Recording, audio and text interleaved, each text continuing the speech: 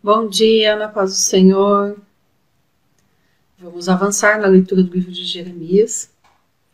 Hoje vamos ler a passagem que Jeremias vê a cidade sobre a qual ele profetizou mais de 20 anos cair sobre o exército da Babilônia. Nós vamos ver também o que acontece com Jeremias no dia dessa queda, no dia que a Babilônia toma Israel, toma ali Jerusalém, Judá. Nós vamos comentar hoje então Jeremias do 38 ao 40 e tem 2 salmos aqui também na leitura de hoje. E essa leitura de hoje é uma das passagens muito tristes que a Bíblia nos traz, que é a queda de Jerusalém, depois de séculos, Deus anunciando que se o povo não se arrependesse, Deus os levaria ao cativeiro. Finalmente, então, chega o dia em que nós vamos ler sobre isso. Jeremias profetizou e agora ele vai viver e ver as suas profecias se cumprindo. E na leitura de amanhã nós vamos voltar então para a 2 Reis e 2 Crônicas, vendo os relatos da queda de Jerusalém no ponto de vista de quem escreveu Reis e de quem escreveu também Crônicas. Capítulo 38, então, ele é exatamente no ano do cativeiro, no ano que Jerusalém é invadida. Eu vi, pois, Cefatias, filho de Matã, e Gedalias, filho de Pazur, e Jucal, filho de Selemias, e Pazur, filho de Malquias, as palavras que Jeremias anunciava a todo o povo, dizendo: assim diz o Senhor, o que ficar nessa cidade morrerá à espada, de fome ou de pestilência, mas o que for para os caldeus viverá, pois sua vida lhe será por despojo. Então Deus avisando, se entreguem, não resistam, não lutem. Se entreguem, porque eles vão ficar vivos, e quem ficar vivo no cativeiro volta para Jerusalém depois. Assim diz o Senhor, certamente será entregue essa cidade na mão do exército do rei da Babilônia, e ele a tomará. E aí os príncipes ali de Judá disseram ao rei: mostra agora este homem, porque ele assim enfraquece as mãos dos homens de guerra. Ou seja, o povo de Judá, o povo de Jerusalém estava em guerra já com a Babilônia, porque eles estavam ali ao redor, já tinham ali, nesse tempo aqui, já tinham sitiado ali toda a terra de Judá, toda a terra de Jerusalém. E o exército estava ali já. Então pensa que eles já estavam com necessidades de alimento, com falta de alimentos, porque não podiam ir para a terra cuidar da agricultura por conta do exército babilônico. Já estavam passando por um tempo de seca, porque Deus tinha mandado isso. E ainda vem Jeremias então e fala: se entreguem, não lutem e tal. Então os príncipes falam assim: espera aí, o que ele está profetizando está tirando o ânimo e a coragem dos soldados que tem, dos que ainda tem.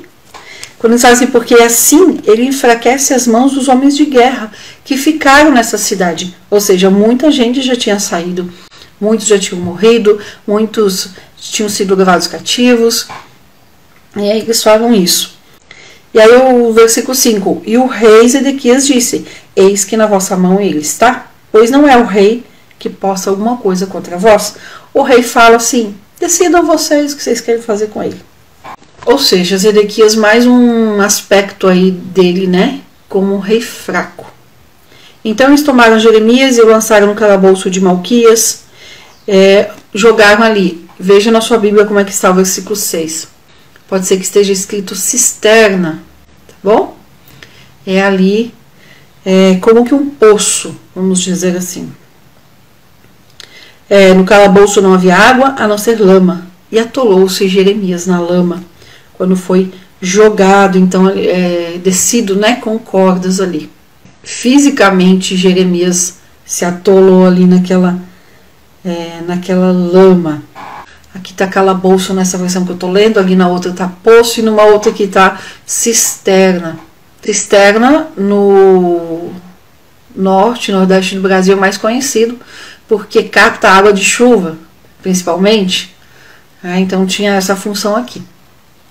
É só para vocês imaginarem que não é algo raso, é algo profundo, algo fundo, né? E por isso que tinha essa lama, porque era um lugar para armazenar água. Só que não estava chovendo, eles estavam vivendo um tempo de seca, então não tinha água.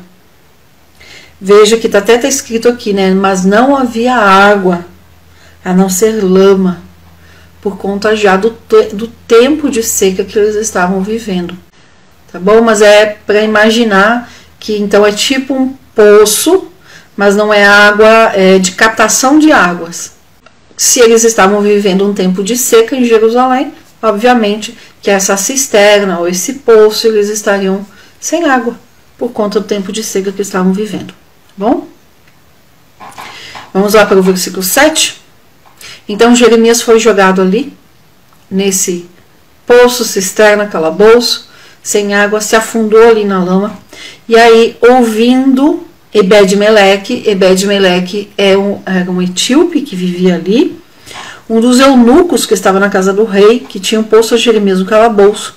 E estando assentado o rei à porta de Benjamim, Ebed-Meleque saiu da casa do rei e falou ao rei, dizendo: ó rei, meu senhor, esses homens fizeram mal. Eles não deviam ter jogado Jeremias lá, nessa cisterna. Jeremias vai morrer. Ele vai morrer de fome, porque não tem mais pão na cidade. E aí o rei, então, autoriza, né, fala para o etíope ir lá, então, com a ajuda de mais 30 homens e tirar Jeremias dali onde ele estava, para que ele não morresse. Esse etíope, ele vai ser... Deus vai honrá-lo por conta desta atitude aqui com Jeremias. Porque, veja, ele era um eunuco ali, ele era um servo, ele servia na casa, no palácio do rei. Mas ele se levantou com ousadia, com coragem, para falar com o rei. Ele fala diante dos príncipes, ou seja, os príncipes que quiseram jogar Jeremias ali no poço.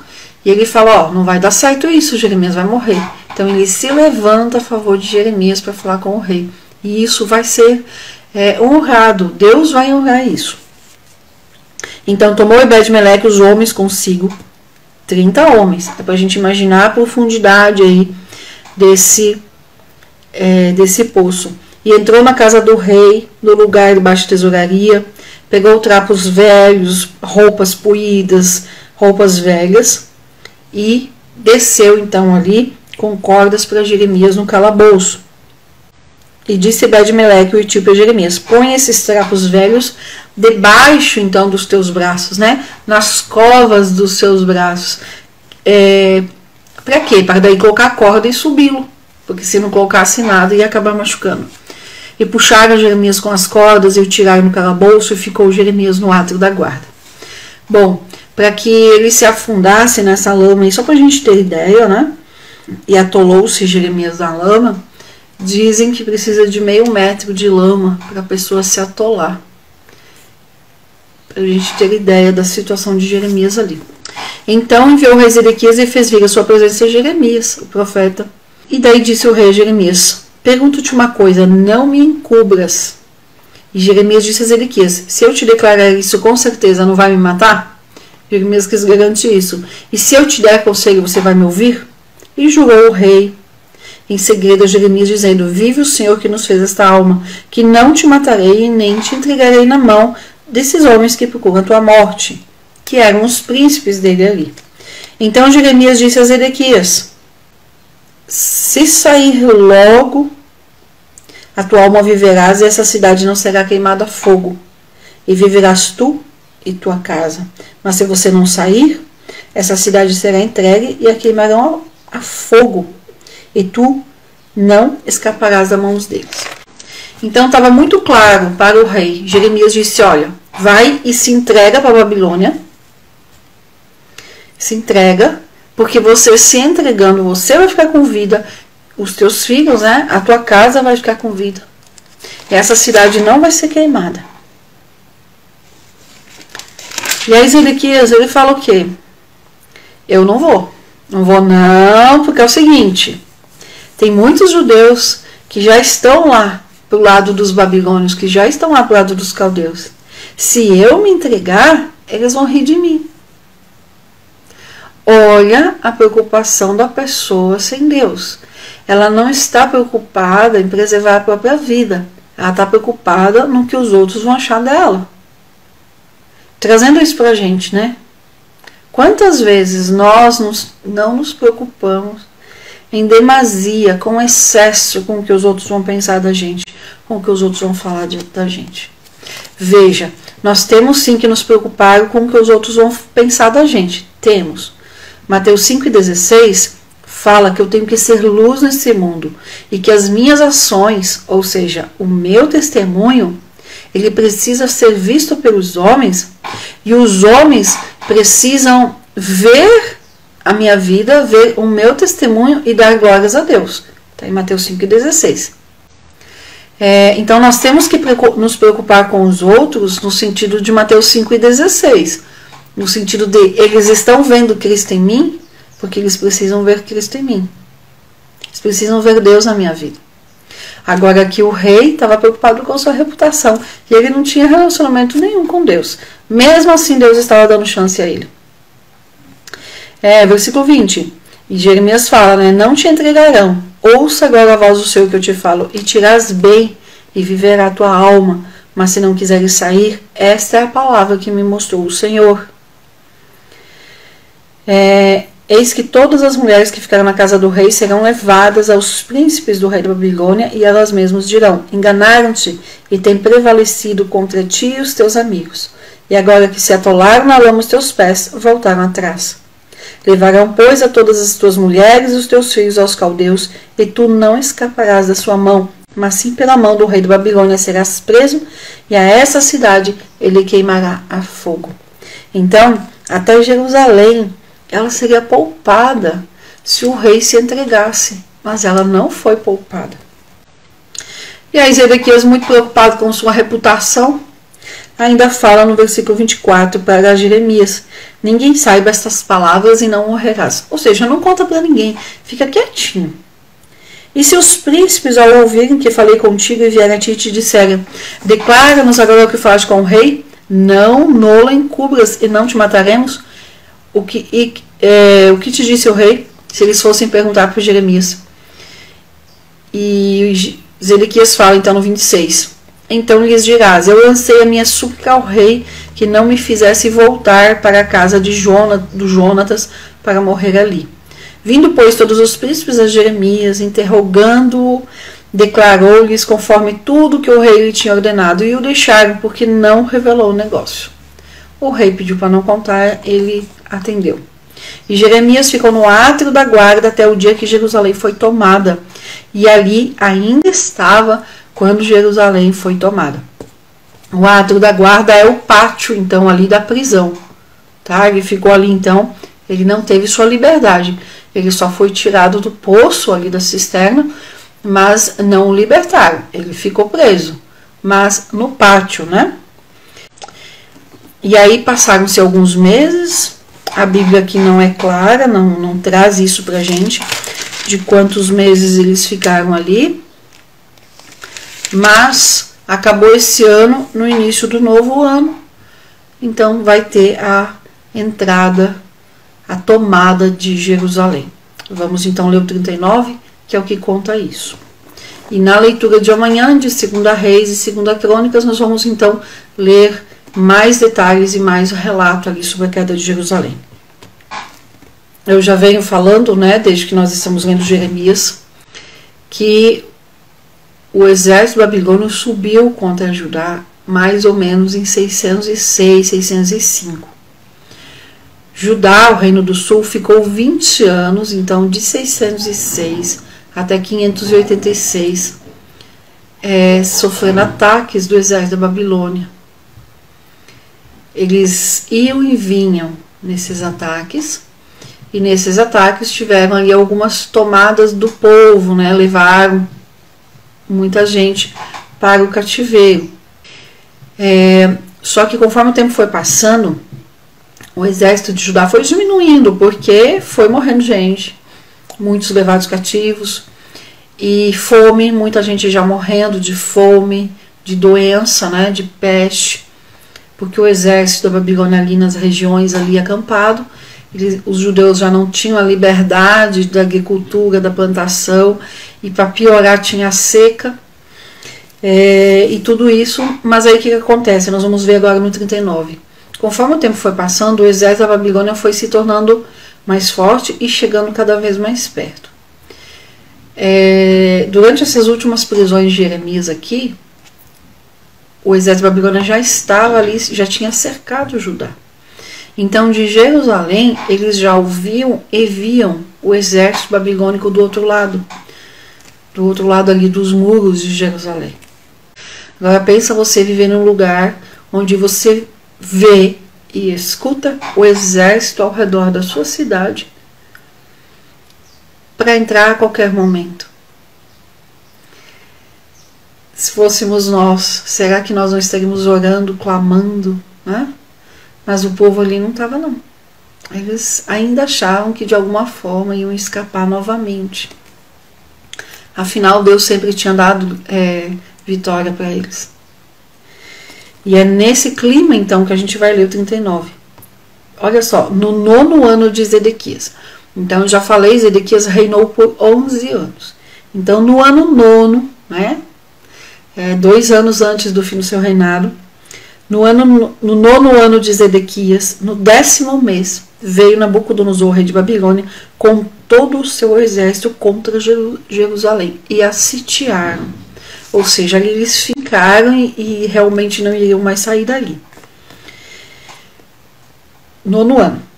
E no 11º ano de Zedequias, então, 9º ano, no 10º mês. Vamos fazendo as contas aí. E no 11º ano de Zedequias, no 4º mês, no 9º dia do mês, abriu-se uma brecha no muro da cidade. E entraram os príncipes do rei da Babilônia, e pararam na porta do meio. E aí fala o nome dos príncipes: Nergal, Sarezer, Sangarnebo, Sarsequim, Rabsares, Nergal, Sarezer, Rabimag e todos os outros oficiais do rei da Babilônia. E a porta do meio, que está aqui, né, dá uma olhadinha aí na sua Bíblia, no versículo 3, é exatamente a porta do meio. É onde divide a cidade ali. Sul, né, de um lado, e norte do outro lado. O lado sul da cidade e o lado norte. E aí eles então pegaram antes uma parte ali da cidade, forçando, quando entraram ali então por essa porta, eles já subjugaram ali. A história extra-bíblica fala que eles haviam planejado entrar à noite, mas não estavam se aguentando, porque estava tudo pronto. Eles acabaram entrando ali pouco antes do meio-dia e invadiram a cidade então pouco antes do meio-dia, forçaram por essa porta do meio. E aí cumpre-se muitas profecias. Teve profecias específicas que nós vimos falando que o exército ia entrar meio-dia no sol quente. E aconteceu que, vendo Zedequias, rei de Judá, e todos os homens de guerra, fugiram e saíram da cidade pelo caminho do jardim do rei, pela porta entre os 2 muros, e foram pelo caminho da campina. Veja, Deus tinha falado para ele se entregar para manter sua vida. Mas ele faz o quê? Ele foge. Aí olha só, o versículo 5, que eu até já li aqui outro dia, né? Falando da morte de Zedequias. Mas o exército dos caldeus os perseguiu e alcançaram Zedequias nas planícies de Jericó, e o tomaram e o fizeram ir a Nabucodonosor. E ali o sentenciou. Veja, né? Triste. A Jericó é cidade de batalha. É onde o povo de Israel, séculos antes disso daqui, aqui foi em 586, 1400, vamos dizer assim, o povo entrou diante ali de Jericó com Josué, cercaram a cidade, os muros, e a cidade caiu pelo poder de Deus. Então foi a primeira vitória do povo de Israel na terra prometida, avançando para a terra prometida. Primeira vitória de Jericó. Agora a derrota do povo. E aí, aqui acontece então, que eu já havia falado, né? O que está aqui em Jeremias 32:4 e daí 34:3 também, que Zedequias, a boca de Zedequias falaria com a boca do rei da Babilônia, os olhos de Zedequias veriam os olhos do rei da Babilônia, e só. Versículo 6, e o rei da Babilônia matou os filhos de Zedequias à sua vista. Jeremias tinha falado aqui no 38 que se ele se entregasse, a casa dele, ou seja, a família, viveria. Mas ele não quis se entregar. E aí o que acontece? Também matou o rei da Babilônia a todos os nomes de Judá. Matou os filhos de Zedequias à sua vista e matou os nomes de Judá também. Depois de matar os filhos diante dele, tirou os olhos do rei Zedequias e o aprisionou com cadeias de bronze para levá-lo à Babilônia. Foi levado e morreu lá. E não viu Babilônia, porque ele já estava cego, já estava sem os olhos. E os caldeus puseram fogo na casa do rei e nas casas do povo e derrubaram os muros de Jerusalém. Jerusalém não se entregava, porque o rei não se entregou, o rei fugiu, é o exemplo do povo. E o povo, com a mente cauterizada já pelo pecado, não via Deus, não ouvia, não deu atenção para as profecias de Jeremias, então ficaram ali resistindo ao invés de se entregar. E Deus havia falado, quem se entregar vai guardar sua vida, se entregue. E aí eles não se entregaram. Então pensa que o rei foi ficando cada vez mais raivoso contra a cidade que não queria se entregar. E aí começou a queimar tudo mesmo. Puseram fogo. E então Nebuzaradã, o capitão da guarda, levou cativo para a Babilônia o resto do povo que ficara na cidade e os que se aderiram a ele, com todo o restante do povo. Esse povo que se entregou, teve um pequeno, um resto do povo que se aderiram a ele, ou seja, que se entregaram. Esse povo permaneceu com vida e foi levado para a Babilônia. E aí foi a terceira leva, a terceira deportação, a terceira turma levada cativa. Mas Nebuzaradã, o capitão da guarda, fez ficar na terra de Judá os pobres do povo que não tinham nada. E lhes deu vinhas e campos naquele dia. Esses são aqueles judeus, aqueles hebreus que haviam se tornado escravos e que os nobres de Jerusalém não quiseram, soltaram, mas depois se arrependeram, que está lá no 34, são esses. A história fala que foram eles que ficaram em Jerusalém e que foi até da parte de Deus que eles ficassem ali e recebessem algo. E os nobres eles foram levados cativos ou foram mortos. Nabucodonosor, rei de Babilônia, tinha ordenado a Nebuzaradã, capitão da guarda, a respeito de Jeremias. Então vamos ver o que acontece com Jeremias. Jeremias que ficou aqui mais de 30 anos profetizando contra Jerusalém, profetizando contra Judá, que viu todas as suas profecias se cumprindo. Pensa, ele está lá no pátio da guarda, ele está preso ainda. Ele escuta, ele vê Jerusalém sendo tomada, ele vê as casas sendo queimadas. E aí vem o capitão da guarda então e fala, escuta o rei de Babilônia dando essa ordem: toma-o e olha por ele, e não lhe faças mal nenhum, antes farás com ele como ele te disser. Ou seja, deixa Jeremias escolher como ele quer viver, onde ele quer ir. Desse modo, Nebuzaradã, capitão da guarda, mandou, e Nebuzasbão,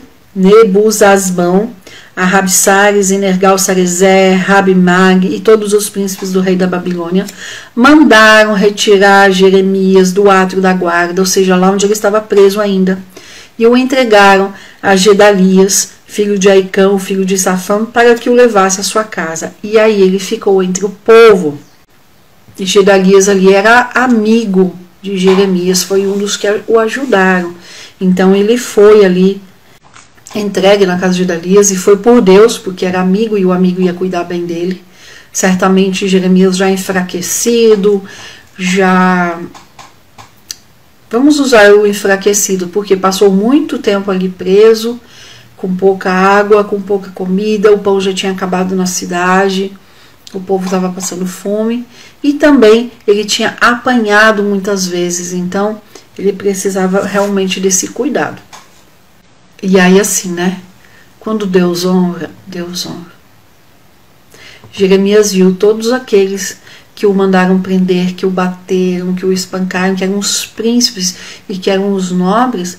Ele, então, ou foram mortos ali mesmo em Jerusalém, ou foram levados cativos. E Jeremias, então, ali, de certa forma, é honrado pelo Senhor. Quando o rei da Babilônia fala, não, você escolhe o que você quer fazer. Você escolhe para onde você quer ir. Mas enquanto Jeremias ainda estava lá no átrio da casa, no átrio da prisão, né, da guarda, Deus vem e manda ele dizer para o etíope, aquele etíope que o defendeu diante do rei. E aí Deus fala, eis aqui trago eu as minhas palavras sobre essa cidade para mal e não para bem, e deverão se cumprir naquele dia diante de ti, que era esse dia aqui. Mas naquele dia Deus fala com o etíope, eu te libertarei, e você não será entregue na mão daqueles os quais tu temes, porque certamente eu te libertarei e não cairás a espada, mas a tua vida te será por despojo, porquanto confiaste em mim. Então o etíope ainda recebe uma palavra de promessa, um cuidado de Deus ali. Vamos para o capítulo 40. Nós estamos lendo então hoje a passagem de Jeremias referente à queda de Jerusalém. E veja, ele não dá tantos detalhes aqui, porque no capítulo 39 então acontece a tomada de Jerusalém. Ele não dá tantos detalhes porque ele ainda estava lá preso no pátio ali da guarda, né, da prisão. Quando ele é solto de lá e é levado para a casa de Gedalias, então ele vai ver a Jerusalém, ele vai ver as coisas e depois ele vai contar melhor então o que aconteceu nesse dia do capítulo 39. Bom, vamos então para o 40, que nós temos ainda 2 salmos para hoje. Palavra que veio do seu Jeremias, depois que Nebuzaradã o soltou, né? Estando ele preso com cadeias entre todos os do cativeiro de Jerusalém e de Judá, que foram levados cativos para a Babilônia. Tomou, pois, o capitão da guarda Jeremias e lhe disse, o Senhor teu Deus pronunciou este mal contra este lugar. E o Senhor o trouxe e fez como havia dito, porque pecaste contra o Senhor e não obedeceste a sua voz, pelo que vos sucedeu tudo isso. E agora, pois, eis que te soltei hoje das cadeias que estavam sobre as tuas mãos. Se estiver bem para ti vir comigo para a Babilônia, vem, e eu cuidarei de ti. Mas, se não te estiver bem vir comigo para a Babilônia, deixa de vir. Olha, toda esta terra está diante de ti, para onde te pareça melhor e mais conveniente, para ali vai. O povo de Judá não teve o discernimento de ouvir as profecias de Jeremias e obedecer a voz do Senhor. Aí vem um pagão da Babilônia e reconhece que foi Deus que fez tudo aquilo. É para aprender, não é? É para aprendermos e abrirmos nossos olhos. Quanta coisa ainda está na Bíblia que a gente sabe que nós ainda não estamos praticando. E eu falo isso com muita certeza. Por quê? Porque a Bíblia fala, aqui na terra nós estamos num processo de santificação. Cada dia devemos avançar rumo ao céu. Rumo, quando eu falo céu, é eternidade com Deus. E entendemos por Paulo, e nós chegaremos lá antes de dezembro, né? Que quando nós avançamos nesse caminho da santificação, vai chegar um momento, e alguns isso é mais rápido, outros não, vai chegar um momento que nós vamos alcançar a estatura do varão perfeito. O que é essa estatura do varão perfeito? O varão perfeito é Jesus. Quando nós alcançarmos a estatura, ou seja, quando nós ficarmos como Cristo, nós não ficamos nessa terra. Imediatamente Deus recolhe. Esse é o nosso entendimento. Então, se eu ainda estou aqui e você ainda está aí, é porque ainda nós temos muito para avançar no caminho da santificação. Temos muito para fazer. Temos muito ainda para abrir mão, para nos esvaziar de nós mesmos.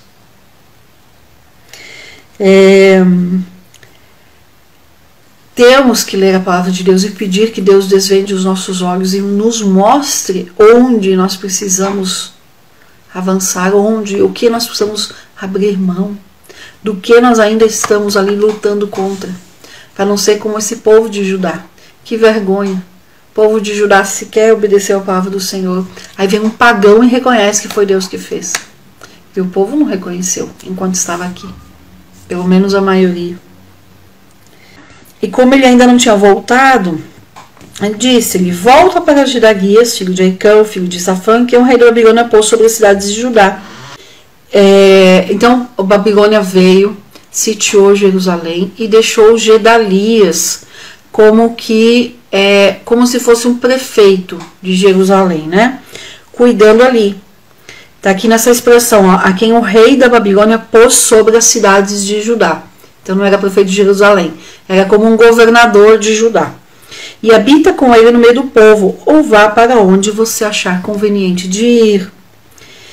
E deu-lhe o capitão da guarda sustento. Olha só, o próprio povo tinha colocado Jeremias na prisão, ele tinha passado fome, tinha passado sede, tinha passado necessidade, foi jogado num poço de lama. Agora vem o inimigo e traz sustento para ele. E deu-lhe sustento e uma recompensa para o caminho, ou seja, para o tempo que ele precisasse ali. E o deixou ir. E veio então Jeremias a Gedalias, filho de Aicão, a Mispa, e habitou com ele no meio do povo que havia ficado na terra. E ele preferiu então, né, a escolha dele.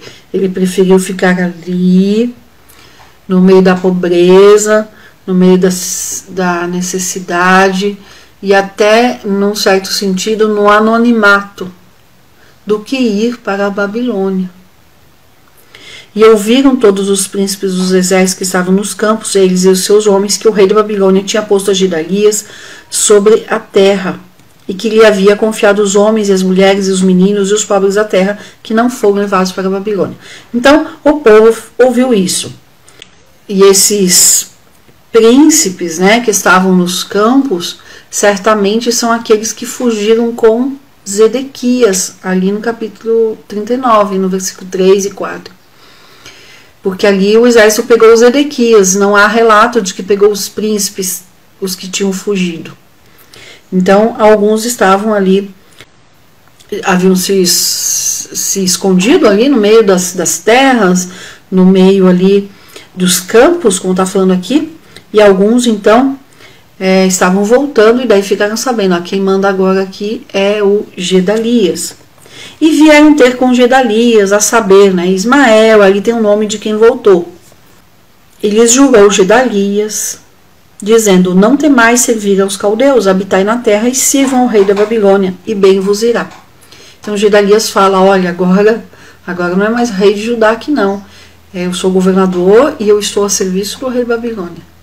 Quem os servir ficará com vida. E Deus já havia falado isso: sirvam, se entreguem ao rei da Babilônia, que vai permanecer vivo. Quem não fizer isso vai morrer, ou de fome, ou de peste, ou pela espada. E quanto a mim, fala Gedalias, eis que habito em Mispa, ou Mispa em algumas Bíblias, não tem, quando a gente translitera não tem errado ou certo. No hebraico, aí sim, quando a gente fala hebraico, aí sim tem certo e errado, tá bom? Que as pessoas perguntam, como pronuncia? Pronuncia do jeito que está escrito, que está transliterado. Tá bom? Quem não sabe, eu já expliquei em algumas lives o que é transliterado. Se não lembra, se não sabe, quer que eu explique, escreve aqui no comentário que daí eu explico, tá bom? E quanto a mim, eis que habito em Mispa, para estar às ordens dos caldeus que vierem a nós. Mas vós recolhei o vinho, as frutas de verão, o azeite, e colocai-os nos vossos vasos e habitai nas vossas cidades que tomastes. Do mesmo modo, quando todos os judeus que estavam em Moabe, entre os filhos de Amon e em Edom, e os que estavam em todas as terras, quando ouviram dizer que o rei da Babilônia havia deixado um resto em Judá, e que havia posto sobre eles a Gedalias, tornaram então os judeus de todos os lugares para onde haviam sido lançados, e voltaram, né, e vieram à terra de Judá, a Gedalias, a Mispa, e recolheram vinhos e as frutas de verão com grande abundância. E Joanã, filho de Careá, e todos os príncipes dos exércitos que estavam nos campos vieram a Gedalias e disseram-lhe: bem sabe certamente que Baales, rei dos filhos de Amon, enviou Ismael para te matar. Mas Gedalias não acreditou. Veja, né? Ele achou que estava ali também a serviço da Babilônia, então estava a salvo. Então Joanã falou com Gedalias em segredo, dizendo: eu irei agora e ferirei Ismael, e ninguém saberá, porque te mataria ele, e se dispersariam então todos os judeus que se reuniram ao redor de ti, e pereceria todo o restante de Judá? Mas disse Gedalias: não faças isso, porque falas falsamente contra Ismael. Então Gedalias não acreditou que o Ismael estava tramando. Nós vamos ver na leitura de Jeremias 41, que não vai ser hoje, nós vamos ver que o Joanã aqui estava com a razão. Ismael estava assim tramando matar Gedalias, e nós vamos ver que Gedalias morre então ali nas mãos de Ismael. Mas isso é só daqui 3 dias. Vamos então para os Salmos, que nós vamos ler hoje. Salmo 74, em primeiro lugar. Salmo 74 fala justamente sobre a devastação de Sião e sobre a destruição do templo. Salmo 74, vou abrir aqui nessa outra Bíblia que é mais fácil de ler.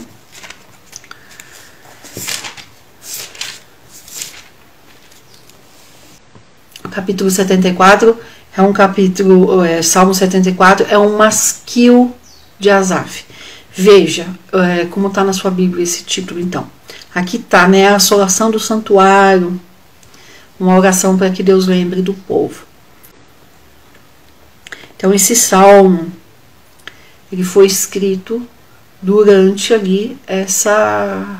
capítulo 39 de Jeremias, né, durante a destruição ali de Jerusalém, tá?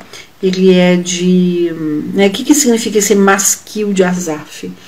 Que significa que não é um salmo de oração simplesmente, e que não é um salmo de adoração, mas que significa que é algo didático, que tem algo para aprender, tá? Ou seja, vamos ler o Salmo 74 e ver o que tem de aprendizado aí, o que tem Deus nos ensinando. O Salmo 74, ele é um salmo um pouco longo, ele fala então da destruição do templo, ele fala de um tempo em que não há mais milagres, em que não há nada acontecendo do que deveria acontecer.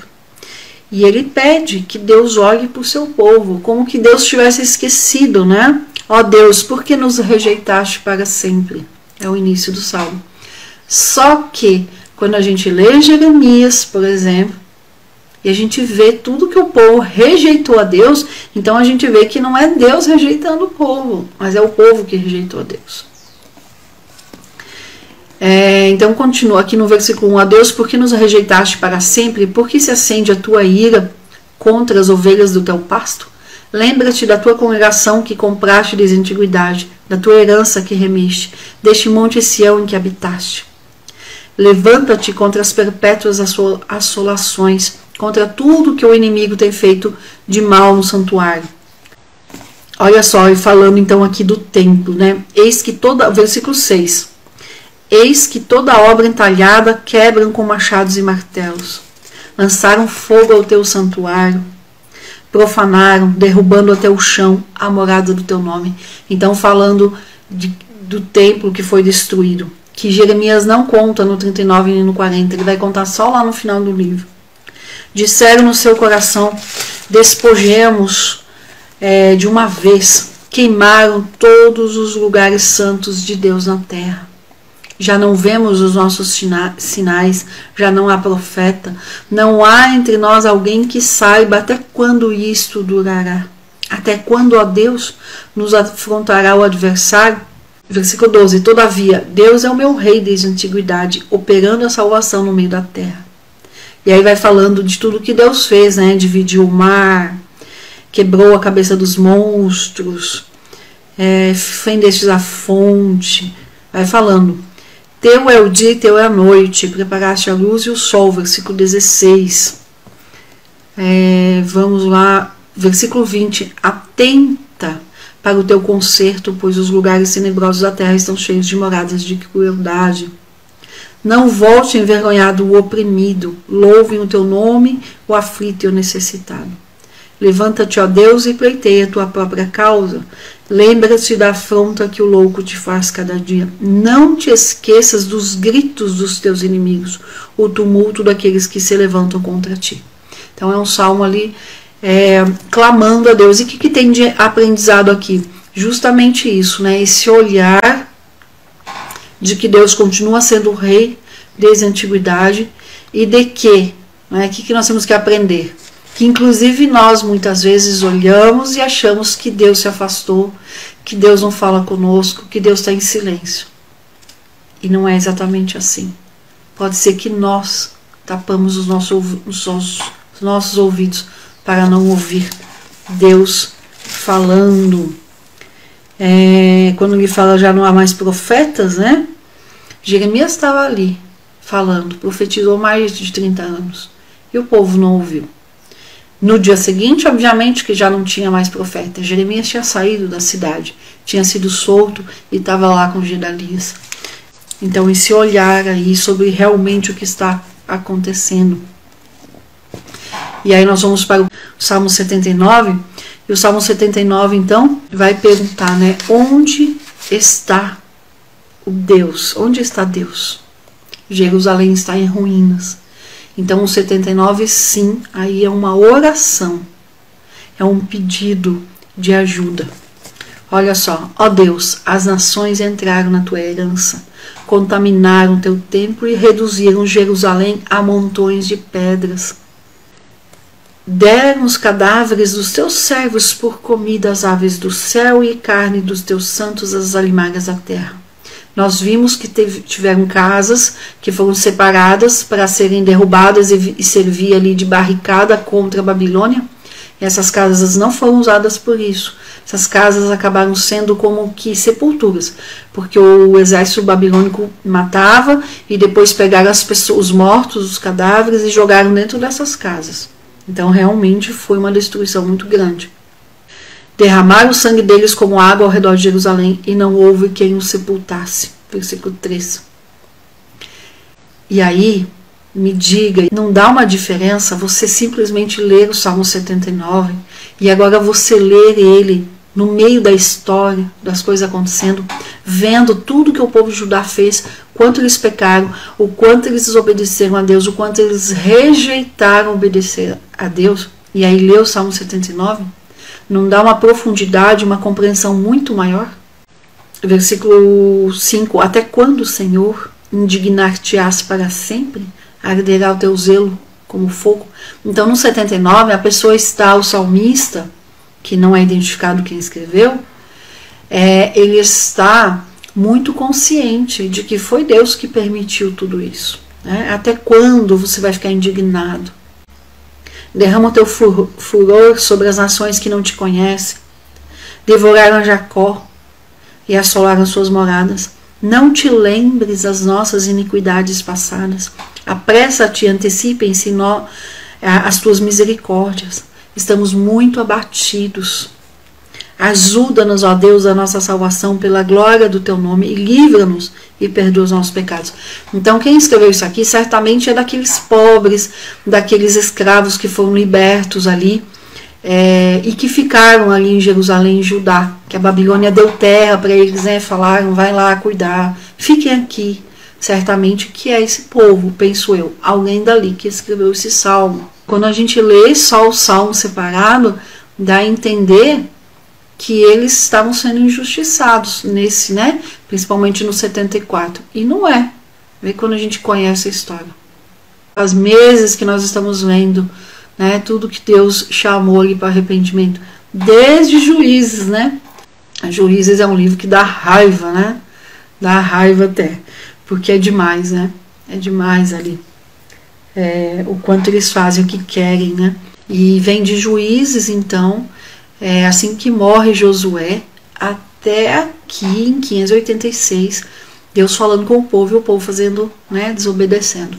Então, se a gente pega ali Juízes, é mais ou menos o ano 1400, 1300 e pouco, até aqui em 586. Então, são aí quase 800 anos. Deus falando com o povo e o povo... Gente, 800 anos.